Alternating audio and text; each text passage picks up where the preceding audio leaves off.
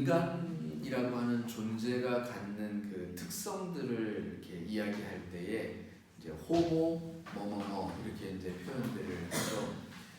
뭐 다양한 그 인간의 특성들을 설명하는 말들이 있는데 오늘은 이 호모 레이버스 즉 노동하는 인간에 대하여서 좀 함께 이야기를 나누려고 합니다. 인간을 특징 짓는 말 중에 노동하는 인간, 그러니까 노동이 다시 말해서 일하는 것이 우리 인간의 아주 독특한 존재적인 특성이다라고 하는 이야기입니다. 동양에서는 그 아주 오래된 고대 문자인 갑골문이나 금문에 보면 그 사람 인자가 있죠. 근데 그 사람 인자는 사람이 허리를 숙여서 일을 하고 있는 모양을 형상화한 그런 단어입니다. 서양에서는 사실 그 이 노동의 어떤 신성함, 노동의 가치에 대하여서 그 좀 늦었어요. 그러니까 19세기 정도에나 와서야 비로소 좀 그 가치나 의미에 대하여서 이렇게 돌아보게 되어졌는데 어찌됐든 그 분명한 사실은 오늘날 이 노동이라고 하는 것, 일하는 것이라고 하는 것은 대단히 인간에게 있어서 중요한 것이고 또 그 우리를 특징 짓는 한 가지의 요소가 되고 있다라는 것입니다. 그러면 그 동물에게는 노동이 없느냐? 아니죠. 사실 뭐 인간뿐만이 아니라 동물에게도 당연히 노동이라는 것이 있습니다. 그런데 그 대부분의 학자들은 동물이 하는 노동과 인간이 하는 노동을 좀 이렇게 구별을 짓습니다. 동물이 하는 노동은 단순히 생존을 위한 노동이다 이렇게 말을 합니다. 그저 살기 위해서 하는 노동은 동물도 할 수 있는 그런 일함이라는 것이죠. 그렇지만 인간을 특징 짓는 노동이라고 하는 것은 그 노동의 의미란 바로 그 의미와 가치를 창출한다라고 하는 것에서 동물과 차별되어지는 부분이 있다라는 것입니다. 우리가 이제 그 일하는 존재로서 인간의 특성에 대하여서 이야기할 때에 사실 제일 먼저 이 성경적으로 부딪히는 한 가지의 문제가 있습니다. 이게 뭐냐면 대부분의 많은 사람들이 오해하는 것 중에 하나는 그 노동을 하나님께서 주시는 형벌로 생각한다라는 거예요. 사실 서양의 기독교 철학은 많은 경우 그렇게 생각을 해왔습니다. 꽤 오랫동안. 그렇지만 실질적으로 우리가 말씀을 다시 읽고 곰곰이 되새겨 볼 때에는 그렇지 않다는 것을 발견할 수가 있는데 오늘 그 부분을 조금 이야기를 드리려고 합니다. 노동은 하나님의 형벌이 아니다 라고 하는 사실을 먼저 말씀을 드립니다. 오늘 본문의 그 17절 이하의 말씀을 그저 그냥 피상적으로 읽으면 노동이 인간의 타락으로 말미암아서 그 하나님께서 주신 어떤 형벌의 모습으로 그렇게 느껴지고 또 읽을 수가 있을 것 같은데 사실 좀 우리가 좀 깊이 자세히 들여다보면 그 인간이 불순종한 그 결과로서 받은 그것은 저주가 임한 것은 노동 그 자체가 아니라 땅이 저주를 받았다라고 말하고 있습니다. 그러니까 인간을 둘러싼 자연에게 하나님의 저주가 임하였다. 그러니까 본문에 보면 땅이 저주를 받고 또 땅이 가시덤불과 엉겅퀴를 내었다.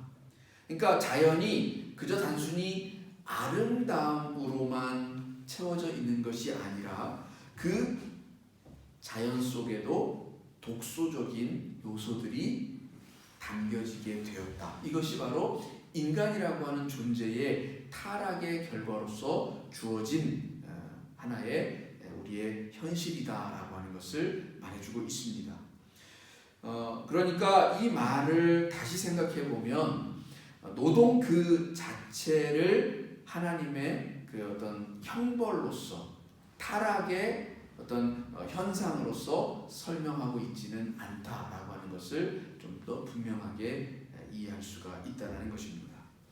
그리고 사실 타락하기 이전에도, 그러니까 인간이 하나님 앞에 불순종하기 이전에도 노동이라고 하는 것은 존재하고 있었다는 것입니다.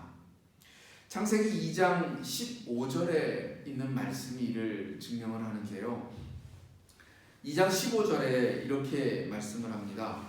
여호와 하나님이 그 사람을 이끌어 에덴 동산에 두사 그것을 다스리며 지키게 하시고 라고 했습니다. 그러니까 하나님께서 아담을 지으시고 그 아담을 동산 한가운데 이제 두시면서 그 에덴 동산을 다스리고 지키게 하셨다 이렇게 했는데, 여기에 그 다스리고 지키게 하셨다라고 하는 그 단어가 히브리어로는 아바드라고 하는 단어를 쓰는데, 이 단어가 똑같은 그 구절에 한 번 더, 또 다른 구절에 한 번 더 나와요. 2장 5절에 또 나오는데, 그 5절에 보면은 이 경작이라고 하는 단어가 바로 아바드라고 하는 단어입니다. 그러니까 그 경작이라고 하는 노동의 의미를 담고 있는 이 단어가 계속해서 동일하게 쓰여지고 있는데, 때문에 2장 15절을 이 단어를 사용해서 읽게 되어지면 이렇게 읽을 수 있어요. 여호와 하나님이 그 사람을 이끌어 에덴 동산에 두사 그것을 경작하게 하셨다. 그러니까 에덴 동산을 뭐 다스리고 이렇게 지키게 하셨다라고 하는 말을 똑같은 단어로 바꾸어서 그 땅을, 그 에덴 동산을 경작하게 하셨다, 일하게 하셨다, 그곳에서 일하게 하셨다, 이렇게 바꿀 수 있다라는 말입니다. 그러니까 이미 타락하기 이전에도 그 땅에서 사람은 일하는 존재로서 부름받았다라고 하는 것을 말해주고 있습니다. 이 노동이라고 하는 것은 그래서 형벌이 아닙니다. 인간의 타락과 저주를 받은 그 땅이 노동에 미치는 영향이 생겨났다는 얘기죠. 다시 말해서 그것은 타락하기 이전에는 그 에덴 동산에서 경작하는 그 일이 즐거움이었다라는 거예요. 즐거워해야 할, 즐거울 수밖에 없는 우리의 일이 타락을 하고 난 이후에, 불순종 이후에는 굉장히 힘들고 괴로운 것으로 변화하게 되었다라고 하는 것입니다. 여러분이 그 일하시면서 혹시 그 하시는 일이 괴롭다, 힘들다 이렇게 느껴지신다면 내가 뭔가 좀 그래, 인간으로서 하나님 앞에 불순종한 한 사람으로서 이 땅을 살아가고 있는 그런 삶의 모습이겠거니라고 생각을 하시면 된다는 얘기죠. 그런데 즐거워하면서 그 일을 한다면 그 타락하기 이전에 그 노동의 그 가치를 그대로 아직 계속해서 실현하고 있는 모습이라는 거죠. 전도서 3장 22절에 보면 사람이 자기 일에 즐거워하는 것보다 나은 것이 없나니 이것이 그의 분봉이라 이렇게 말합니다. 그러니까 일하면서 즐거움도 있는 것이 당연한 것이고 괴로움도 때로 찾아오는 것이 당연하다는 거예요. 우리의 삶이 그렇기 때문에. 근데 만일에 괴로움만 가득하다, 그럼 문제가 있다라는 거죠. 괴롭기만 하고 즐거움이 단 하나도 없다라고 하면 분명 자기가 하고 있는 일에 대하여서 한 번쯤 돌아볼 필요가 있다라는 얘기입니다. 기독교 신앙이 흔히 이제 인류 역사와 문화 발전에 기여한 가장 커다란 측면 중에 그 하나를 꼽는다라고 하면 이 노동의 적극적인 의미, 즉 노동의 신성한 측면을 발견하고 또 그것을 전파하였다라고 하는 것에 있습니다. 그 이유는 그 노동은 단순히 인간의 수고를 말하는 것이 아니라 이 하나님의 거룩한 창조의 사역, 하나님의 일에 동참한다라고 하는 그런 의미를 가지고 있기 때문입니다. 사람이 하나님의 일에 함께 할 수 있다라고 하는 것은 실로 엄청난 명예입니다. 누군가 예를 들어서 대통령이 여러분에게 찾아와서 저와 함께 나라를 위해서 일해 주시겠습니까? 라고 여러분들에게 부탁을 한다면 한 개인으로서 대단히 명예롭게 생각이 될 거예요. 하나님이 우리를 이 하나님의 창조의 사역, 하나님이 우주를 운행하시는 그 역사 속에 우리를 초대하셨다. 노동이 가지는 의미가 바로 그와 같다라는 겁니다. 그 얼마나 대단하고 명예로운 것인지 우리가 그것을 깨달아야 한다는 것이죠. 근데 우리가 그것을 생각하지 않고 단순히 그냥 나의 수고, 나의 땀 흘림만으로 노동을 한계 짓게 되어지면 그냥 그것은 괴로운 것일 수밖에 없는 것이죠. 우리에게 그 하나님께서 이 노동의 자리에 함께 일함의 자리에 초청하신다라고 하는 것은 결국 하나님이 우리를 그만큼 신뢰하신다는 거예요. 누군가가 나에게 함께 일하자라고 하는 것은 그 사람을 신뢰하지 않고는 할 수 없는 일이에요. 정말 뭐 나쁜 마음으로 사기를 치기 위해서라고 하면 모를까 진심을 담아서 나와 무언가를 함께 하자라고 할 때에는 그 사람에 대한 신뢰가 바탕이 되어야 한다는 거죠. 하나님께서 우리를 부르시고 초청하시고 함께 일하자라고 하셨다는 것은 우리를 신뢰하시겠다라는 거예요. 신뢰하신다라는 겁니다. 우리에 대한 믿음, 우리가 하나님을 믿는 믿음이 대단히 중요하지만 그에 앞서서 하나님이 우리를 먼저 믿어주신다는 겁니다. 그러니까 이것이 정말 너무 큰 은혜다라는 생각이 들어요. 그래서 성경은 우리가 하나님을 사랑한 것이 아니라 하나님이 먼저 우리를 사랑하셨다 이렇게 말해줍니다. 하나님이 우리를 먼저 사랑하셨고 하나님이 우리를 먼저 믿어주셨어요. 그래서 우리에게 손을 내미시고 나와 함께 일하자라고 부르신다는 겁니다. 얼마나 큰 명예입니까?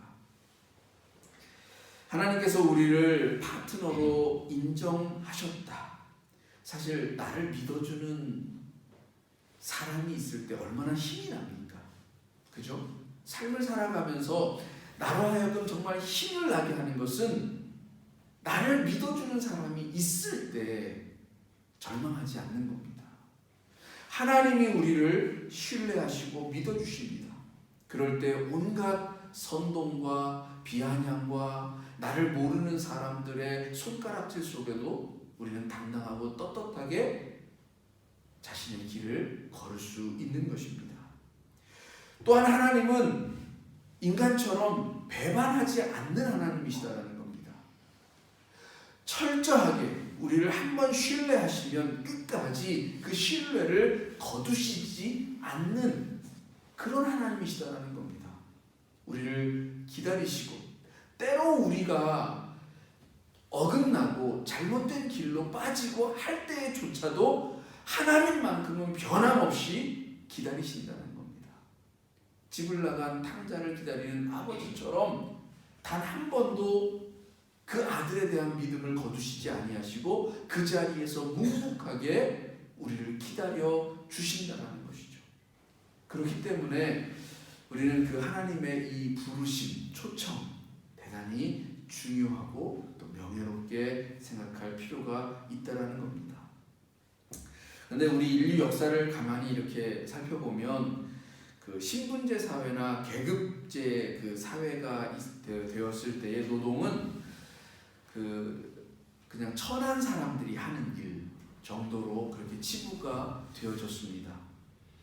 그러니까 귀족들을 비롯한 그 사회 지도층 인사들은 그 노동을 통해서 생산된 음식을 그 그 먹으면서 그 삶을 또 그 생계를 유지하면서도 본인 스스로가 생산을 위해서 흘리는 그 땀의 가치는 그냥 부정했어요. 그런 일들은 밑에 사람들이나 하는 일, 천한 사람들이 하는 일로 그렇게 생각했다라는 거죠. 사실 그 역사가 오래되지 않았어요. 여러분 우리나라만 한번 생각해 볼까요? 1900년대 초반까지 아무리 이렇게 좀 빨리 잡아도 1800년대까지는 우리나라도 엄연히 양반과 상놈이 존재하던 그런 시대를 살았고 노동하고 땀 흘리고 일하는 것은 상놈들이 하는 일로 생각을 했어요. 양반은 땀 흘리는 사람들이 아니었어요. 그러니까 그렇게 이 노동의 가치와 의미를 발견하게 되어진 것이 그렇게 오랜 먼 옛날 일이 아니다라는 겁니다. 한국의 그 선교사들이 처음 들어와서 이렇게 선교할 당시에 한 이야기 가운데 이런 이야기가 있었습니다. 한 번은 선교사들이 이렇게 공터에다가 테니스장을 만들고 네트를 치고 이제 테니스를 땀을 펄펄 흘려가면서 테니스를 막 열심히 쳤대요. 근데 이제 궁궐에서 나오던 그 관리가 그 모습을 이렇게 보고 아니 선교사님들 왜 그렇게 땀을 펄펄 흘리면서 고생을 하십니까? 그런 것들은 아래 것들을 시켜서 하십시오. 그렇게 말을 하더라는 거죠.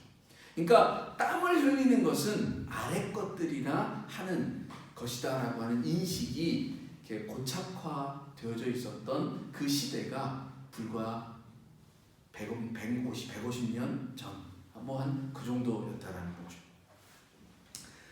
서양이든 동양이든 사실 그렇게 별반 차이가 없었습니다. 노동한다라는 것은 아래 것들이라는 천박한 그런 행위로 여겨졌던 것이죠. 근데 그것은 결코 하나님이 말씀하시는 노동관이 아니었다라는 것입니다. 오늘날은 그 누구도 그렇게 인정하지를 않습니다. 성경은 하나님마저도 언제나 일하시는 하나님이다라고 말씀해주고 있습니다. 예수님은 아버지께서 일하시니 나도 일한다 이렇게 말씀하신 바가 있습니다.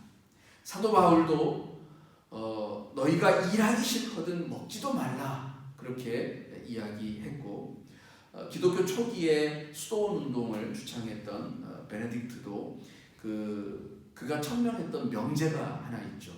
그것은 곧 기도가 곧 노동이다. 그러니까 노동이 곧 기도다라고 하는 그런 명제를 가지고 수도원 운동을 하였습니다.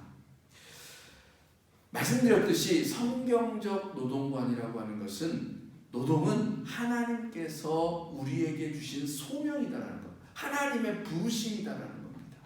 하나님의 초청이다라고 하는 것을 우리는 인식해야 합니다. 그럴 때 그 노동이 귀하고 가치 있다라고 생각할 수 있다라는 것입니다.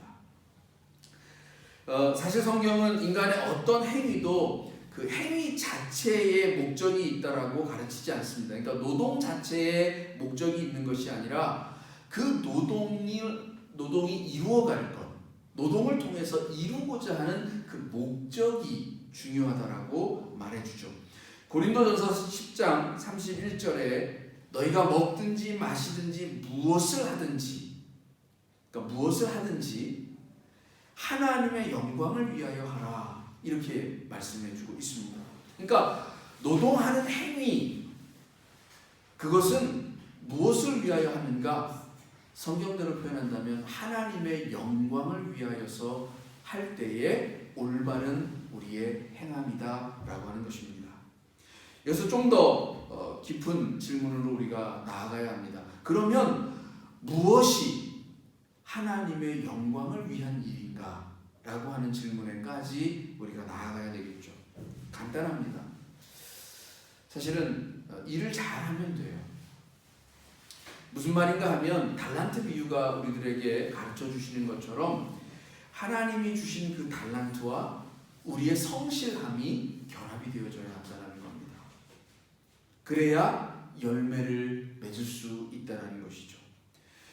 즉 하나님이 주신 재능을 알고 거기에 우리의 땀과 수고가 더해져서 하나님이 바라시는 바를 열매로 맺는 것, 이것이 하나님의 영광을 위하여 하는 일이라는 것입니다. 하나님이 주신 재능을 몰라서 엉뚱한 데에다 노력을 기울일 수도 있습니다. 그럴 때 우리는 그것을 헛수고다라고 하는 표현을 할 수가 있죠. 그러니까 우리 이제 그런 표현을 한동안 유행처럼 많이 썼어요. 1만 시간의 법칙이다라고 하는. 그래서 무엇이든지 1만 시간을 열심히 노력을 하면 무엇이든 다 할 수 있다. 뭔가를 다 이룰 수 있다. 그렇게 이제 표현을 했는데 요즘에 이제 와서 그 이제 학설이 조금씩 이제 뒤바뀌어지고 있죠. 그러니까 아무 재능이 정말 1도 없는 것에다가 1만 시간을 투자해도 여전히 그것은 이렇게 정말 잘 해낼 수 없는, 그리고 오히려 거기에 안 되는 것에 너무 많은 진땀을 흘리느라 고생만 하는 일이 될 수도 있음을 말해주는 그런 이제 학설 논문들이 이제 많이 나오기도 하고 있습니다. 어쨌든 두 번째는 그 반대의 경우죠. 재능이 있음에도 불구하고 아무런 수고를 하지 않을 때, 그때는 그 재능이 그냥 묻히고 썩어버리는 그러한 경험도 할 수 있을 것입니다. 그리고 또한 재능과 노력이 더하여져도 궁극적인 목적이 선함이 아니라, 의가 아니라 악을 도모할 때, 불의한 일을 도모하게 되어지면 그것 또한 하나님의 영광을 위한 일이 될 수가 없습니다. 좋은 재능을 또 그 열심을 다하고 성실한 그것을 악한 일을 하는데 쓰는 경우도 우리는 볼 수 있어요. 그런 경우가 사실 우리는 최악이죠. 너무나도 안타깝고 너무나도 우리가 목격하지 않았으면 하는 그런 일들인 것이죠. 우리가 이 하나님의 소명이다라고 하는 것, 이 노동이라고 하는 것이 하나님의 소명이다라는 것을 좀 너무 가볍게 생각하거나 무시하지 않는 것이 대단히 중요하다. 우리의 일하는 이 직업, 우리가 갖는 이 노동이라고 하는 것이 거룩한 속성을 갖는다. 하나님의 소명이기 때문에 그러하다라는 것을 깨닫는 것. 그래서 그 목적은 언제나 그 하나님이 말씀하시는 바 선한 일을 이루어가는 것, 거기에 있다라고 하는 것을 잊지 않는 것이 중요하다라고 하는 것입니다.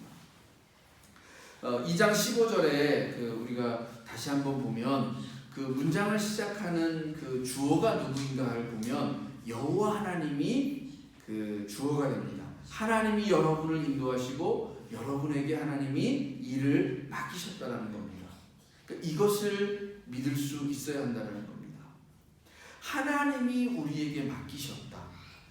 그러니까 노동을 이 소명의 차원에서 발견한다라는 것은 나에게 주어진 일이 그 누군가에게서 강요되어진 것이 아니라 하나님이 나를 초청하시고 나에게 맡기셨다라고 하는 것으로 받아들일 때에 그것은 우리에게 좀 더 새로운 관점에서 우리가 지금 하고 있는 일을 보게 한다라고 하는 것입니다.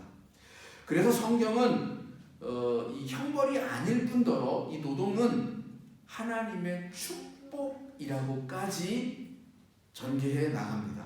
그러니까 1장 28절에 보면 하나님이 그들에게 복을 주시며 그들에게 이르시되 생육하고 번성하여 땅에 충만하라, 땅을 정복하라, 바다의 고기와 공중의 새와 땅에 움직이는 모든 생물을 다스리라. 여기 다스리라도 아까 히브리어 단어 아바드가 똑같이 쓰이고 있습니다.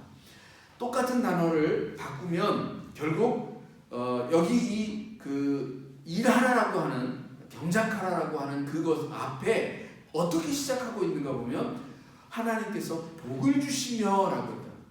우리가 하는 이 모든 노동 행위에 대하여서 하나님이 복이다 라고 선언하면서 이 말씀을 시작하고 있다라고 하는 것입니다. 그리고 또한 뿐만 아니라 한 걸음 더 나아가서 사실 이것이 나에게만 축복이 되어지는 것이 아니라 에베소서 4장 28절에서 이렇게 말합니다. 빈궁한 자에게 구제할 것이 있기 위하여 제 손으로 수고하여 선한 일을 하라. 여러분의 손으로 수고하여서 땀을 흘리는데 그것을 자기만을 위한, 자기 생존만을 위한 목적으로서 땀 흘리는 것이 아니라 한 걸음 더 나아가서 빈궁한 자에게 구제할 것이 있게 하기 위하여서. 현대 자본주의 사회에서는 언제나 문제가 되어지는 것이 잉여라고 합니다. 잉여, 남는 것. 남는 것 때문에 문제가 되어진대요. 물론 세상에는 아직 모자란 것이 너무 많아요. 왜? 많은 남는 것이 한쪽이 너무 많은 것을 차지하여서 한쪽에서는 너무 많이 남아있고 그 남는 것 때문에 다른 쪽은 가지지 못하여서 너무나도 많은 것들을 잃고 있다는 거죠. 그 남음이 잉여가 문제가 되어지고 있는데 성경은 그 남은 것을 빈궁한 자를 구제하기 위하여서 하라는 거예요. 그러니까 네가 땀을 흘리고 수고하여서 너가 먹고도 남았다? 그렇다면 그 남은 것은 그렇지 못한 일을 위하여서, 내가 하나를 더 가짐으로써 갖지 못한 일을 생각하는 마음으로 베풀기 위하여서 수고하라, 땀을 흘리라 라고 말하는 것입니다. 여러분, 그것이 내가 흘린 땀인데 아깝다라고 여겨질 수도 있을 겁니다. 그래서 내놓지 못하고 저 사람은 게으르기 때문에 못 가진 것이고 나는 그들보다 더 수고했기 때문에 더 가진 것이다 라고 정당화할 수도 있을 것입니다. 실제로 그게 맞을 수도 있습니다. 그러나 그 남는 것을 베풀고 구제할 때에 거기에서 오는 기쁨, 보람, 의미, 이것은 하나님의 영광을 위하여서 진실되게 한 걸음 더 나아가는 진정한 노동을 노동답게 하는, 우리의 땀을 정말 가치 있는 땀으로 만드는 그 일이라고 하는 것을 잊지 않는다면 여러분에게 그 남는 것이 내 수고의 가치, 내가 움켜쥐려고 하는 그것보다는 좀 더 다른 일을 살리는 일로 나아갈 수 있음을 분명하게 경험하게 되실 줄로 믿습니다. 안식의 기쁨, 쉼의 기쁨을 우리가 지난 송년주일에 함께 나누었었는데 이번에는 그 반대로 일하는 기쁨에 대해서 함께 좀 말씀을 나누고 싶었습니다. 올 한 해 또 이렇게 시작하고 이제 어느덧 또 조금 더 시간이 흘렀는데 올 한 해도 또 열심히 수고하고 땀 흘리며 살아갈 때에 이러한 하나님의 말씀에 바탕을 둔 그런 우리의 노동의 의미와 또 그 가치들을 생각하시면서 하나님 앞에 부름받은 자로서의 일함들을 온전히 실천하고 또 실현하는 또 저와 여러분이 되시기를 주님의 이름으로 축복합니다. 기도하겠습니다.